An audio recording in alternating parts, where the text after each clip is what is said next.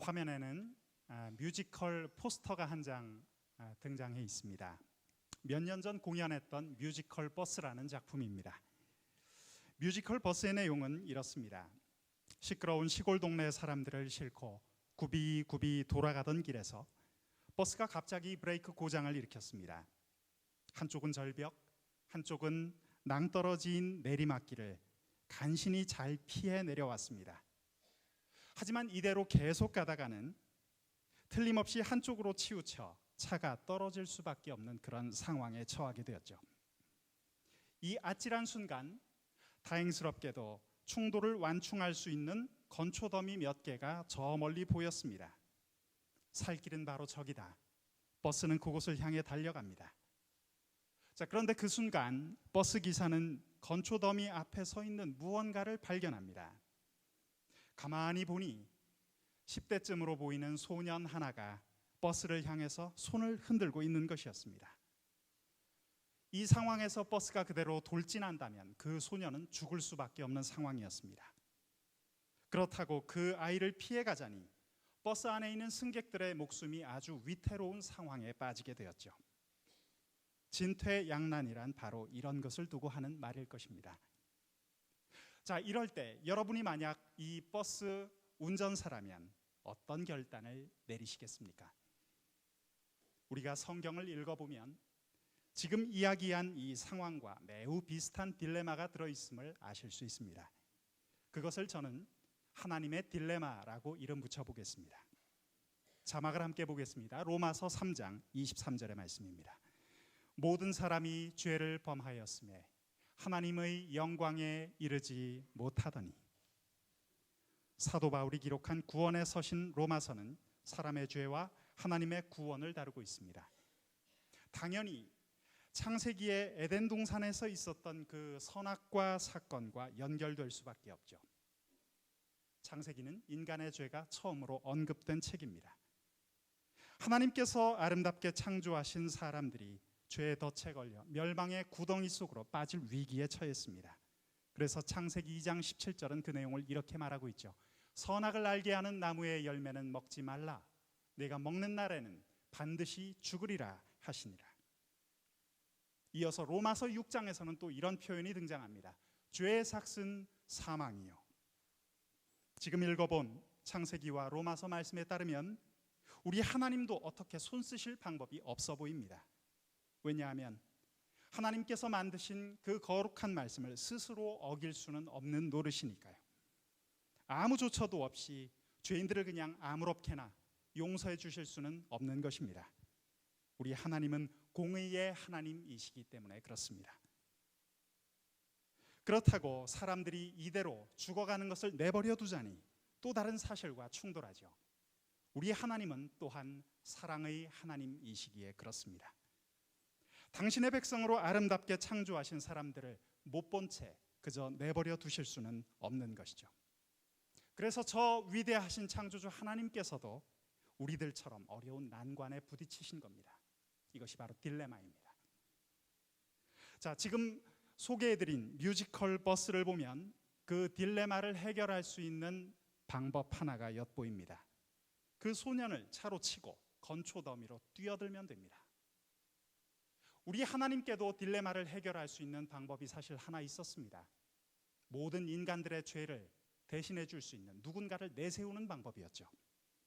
그러나 문제는 무엇입니까?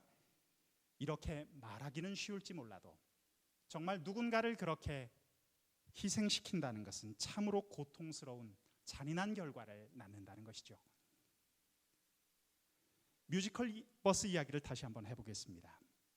그 소년을 차로 치고 7명의 승객을 살릴 것인지 아니면 승객을 희생시키고 그 소년을 살릴 것인지 운전사는 위기에 부딪혔습니다. 선택을 해야 합니다. 심각한 딜레마입니다. 과연 그 버스 기사는 이 딜레마를 어떻게 해결했을까요? 브레이크가 고장난 버스를 끌고 내리막길을 계속 운전해 가던 그 버스 기사는 마침내 결단을 내립니다. 버스 안에 있는 승객들을 살리기로 각오를 했죠. 그래서 건초더미 앞에 서서 버스를 향해 손을 흔들고 있던 그 소년을 치고 지나가 버렸습니다. 결국 버스는 건초더미 속에 멈춰섰습니다. 비명을 지르던 7명의 승객들은 목숨을 건질 수가 있었죠. 그러나 사람들의 생명을 위해 쓰러져 버린 그 소년은 무참하게 피투성이가 되어버렸습니다. 사람들이 정신을 차리고 그 소년의 상태를 확인했지만 숨이 끊어졌습니다. 결국 한 사람의 희생으로 버스 안에 타고 있던 승객들은 생명을 보존할 수 있었죠. 이날 승객들은 큰 충격에 빠졌습니다. 아니, 정말로 우리 대신에 이 소년이 죽었단 말인가?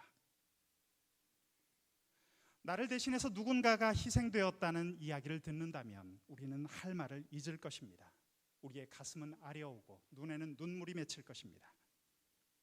누군가의 희생으로 지금의 내가 이 자리에 있다면 그것처럼 가슴 뭉클한 일이 또 어디 있겠습니까? 우리는 이런 기억을 쉽게 잊지 못합니다. 왜냐하면 그 고귀한 희생이 우리의 마음속에 깊이 각인되기 때문이죠. 희생의 능력은 바로 그런 것입니다. 자, 그런데 이 뮤지컬은 이것으로 끝나지 않습니다. 안도의 한숨을 내쉬던 승객들은 버스에서 살아나온 후 뜻밖에도 충격적인 사실을 하나 발견합니다. 자신들의 생명을 살리기 위해서 버스 기사가 치어 죽였던 그 소년이 다름 아닌 버스 운전사의 친아들임이 밝혀진 것이죠. 버스 기사는 7명 생명을 지키기 위해서 사랑하는 자식을 희생시켰던 겁니다. 7명의 승객들은 큰 충격에 빠져 할 말을 잊고 말았습니다. 여러분, 사랑하는 아들을 자기 손으로 치어 죽일 때 그 버스 기사의 마음은 어떠했을까요? 놀라운 사실이 하나 더 있습니다. 오늘 이야기해드린 뮤지컬 버스의 내용은 실화입니다. 스위스에서 실제로 일어났던 일이라고 합니다. 꾸며낸 이야기라 해도 가슴이 뭉클해질 법한데 우리 마음에 큰 충격을 주는 이유는 이 스토리가 실제 있었던 일이기 때문이죠. 오늘 우리는 뮤지컬 버스 이야기와 함께 하나님의 딜레마를 생각해 보고 있습니다. 생명을 보존해 살아난 누군가를 위해서 어떤 사람이 희생되었다는 것입니다. 사랑하는 여러분, 우리가 찬송을 부를 때 예수님의 보혈을 노래할 때가 있습니다. 그 이유를 생각해 보십시오. 보혈에 관한 찬송을 불러보셨죠? 설교 전에도 우리가 한편 찬송가를 불렀습니다. 예수님의 보혈 찬송에는 능력이 있습니다. 왜냐하면 피 흘리신 예수님의 고귀한 희생 가운데 우리가 깊이 잠겨볼 수 있기 때문일 것입니다. 사랑하는 여러분, 예수님께서는 우리의 죄값을 단순히 돈을 지불하며 해결하지 않으셨습니다. 그분은 손쉬운 방법으로 그 문제를 처리하지 않으셨습니다. 하나님의 독생자이신 그분께서 친히 험한 십자가에 오르셨고 피를 흘리셨습니다. 2000년 전 저와 여러분을 위해서 일어났던 실제 사건입니다. 우리가 이 사실을 오래도록 묵상할 때마다 예수님의 그 사랑은 거대한 모습으로 우리 앞에 모습을 드러냅니다. 영국의 위대한 청교도 존 오웬 목사님은 우리에게 이런 말을 건네고 있습니다. 우리 자막을 보며 함께 읽겠습니다. 시작. 형언하기 어려운 예수 그리스도의 사랑을 생각하며 거룩한 놀라움에 빠져 있을 때 우리는 그분께 가장 그렇습니다. 이 엄청난 십자가의 사랑을 맛볼 때 우리는 할 말을 잊어버리죠. 이 위대하신 사랑 앞에, 죄에 빠져 있던 우리를 향한 그 사랑 앞에, 그 사랑은 바로 방해할 수 없는 사랑이며 하나님과 우리 사이를 갈라놓을 수 없는 사랑입니다. 로마서 8장 38절 39절 말씀을 이어서 보겠습니다. 내가 확신하노니 사망이나 생명이나 천사들이나 권세자들이나 현재일이나 장래일이나 능력이나 높음이나 깊음이나 다른 어떤 피조물이라도 우리를 우리 주 그리스도 예수 안에 있는 하나님의 사랑에서 끊을 수 없으리라. 아멘. 우리의 모습을 다시 돌아보기 원합니다. 우리는 사실 죄로 말미암아 지옥에 떨어져 영원한 저주와 멸망을 받을 운명에 처해 있었습니다. 죄로 망가져버린 인간은 마치 동화 미녀와 야수에 나오는 그 흉측한 야수와 같습니다. 우리는 본래 아름다움을 잃어버린 채 거친 숨을 몰아쉬는 그런 존재가 되어버렸죠.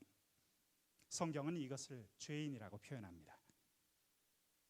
그런 죄인들을 위해 하나님께서는 당신의 독생자 예수 그리스도를 험한 십자가에 내어주신 것이죠.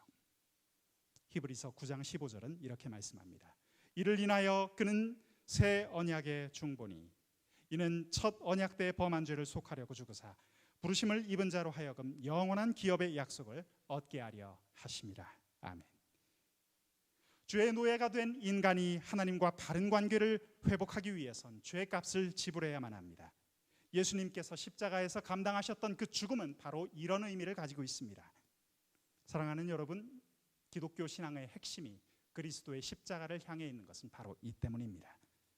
그 값을 치러주심으로 우리는 발목에 채워져 있던 죄의 사슬에서 해방되었습니다. 하나님의 의를 경험하게 되었습니다. 자격 없던 자가 하나님의 자녀요 하나님의 백성이 된 것이죠. 그렇게 우리는 새로운 신분을 얻게 되었습니다. 이 놀랍고 크신 사랑 앞에 무릎 꿇지 않을 사람이 누가 있단 말입니까? 그 사랑은 거룩한 능력이며 변화시키는 힘입니다. 여러분, 우리들은 사랑이라는 단어가 매우 흔하게 쓰이는 세상 속에서 살아갑니다. 우리의 일상 대화 속에서도, TV 드라마, 영화에서도, 아이돌 가수의 노래 가사 속에도 사랑이라는 단어 빠지지 않습니다. 하지만 우리가 희생하는 그 진정한 사랑과 맞부딪혀 보면 사랑의 진정한 의미를 깨달을 수 있습니다. 우리 주님의 십자가 사랑이 그것입니다. 죄의 값을 대신 치러주신 사랑, 고통스러운 피 흘림이 있었던 처절한 사랑입니다. 하나님의 전적인 은혜라고밖에 표현할 길이 없는 그 사랑이죠. 로마서 3장 24절 25절은 이렇게 말씀합니다.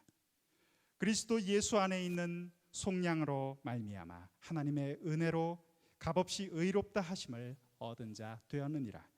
이 예수를 하나님이 그의 피로써 믿음으로 말미암는 화목 제물로 세우셨으니 텅 비어있던 우리의 계좌에 입금이 되었습니다. 하나님의 은혜의 계좌로부터 말이죠. 이름하여 은혜의 계좌이체입니다. 죄인일 수밖에 없었던 우리는 이제 의인으로 불립니다. 우리는 빈털터리가 아닙니다. 이제 풍요로운 존재가 되었습니다.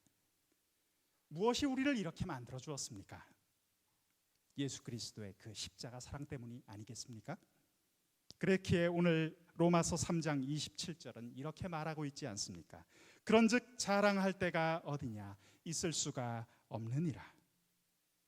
사도 바울은 그분을 알게 된 후부터 자신에게 내세울 것이 없음을 깨달았습니다.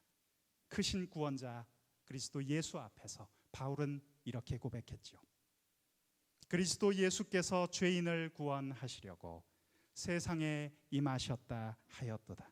죄인 중에 내가 괴순이라. 네, 그렇습니다. 우리 예수님 만난 사람은 알게 됩니다. 내가 큰 죄인이라는 사실, 예수께서 크신 구원자라는 사실을 알게 됩니다. 그렇죠. 우리는 스스로를 자랑할 수 있는 사람들이 아닙니다. 그저 감사할 수밖에 없는, 예수님의 희생에 눈물 흘릴 수밖에 없는 사람들이죠. 사랑하는 여러분, 소개해드린 뮤지컬 버스의 마지막 장면은 이렇습니다. 생각지도 못하게 살아남은 이 7명의 승객 모두는 새로운 인생길을 찾아 버스를 떠나죠. 이 노래를 함께 부르며 뮤지컬의 엔딩을 장식합니다. 함께 읽어보겠습니다. 누군가 사랑했기에, 누군가 희생했기에 이제 우린 새로운 삶을 살아갈 수, 우리 예수님께서 너무나 사랑하셨던 우리 대광교회 형제자매 여러분, 성도 여러분, 독생자 예수님을 험한 십자가에 내어주신 하나님의 그 애끓는 마음으로 우리는 마침내 저 홍해를 열고 바닷속 새 길을 걸을 수 있게 되었습니다. 이 놀라운 구원의 드라마가 우리 앞에 펼쳐져 있습니다. 아직 우리 주변에, 우리의 이웃들 가운데 이 놀라우신 주님을 알지 못하는 사람이 있습니까? 그렇다면 우리가 그들이 이 놀라운 사랑을 만날 수 있도록 도와줘야 하지 않겠습니까? 오늘 성경은 말하고 있습니다. 하나님의 독생자 예수께서 바로 우리들을 위해 대신 죽으셨다고 말이죠. 골고다 십자가를 타고 흘러내리는 예수 그리스도의 보혈은 우리 모두를 위한 선물입니다. 이 땅을 살아가는 모든 영혼을 위한 하나님의 계획입니다.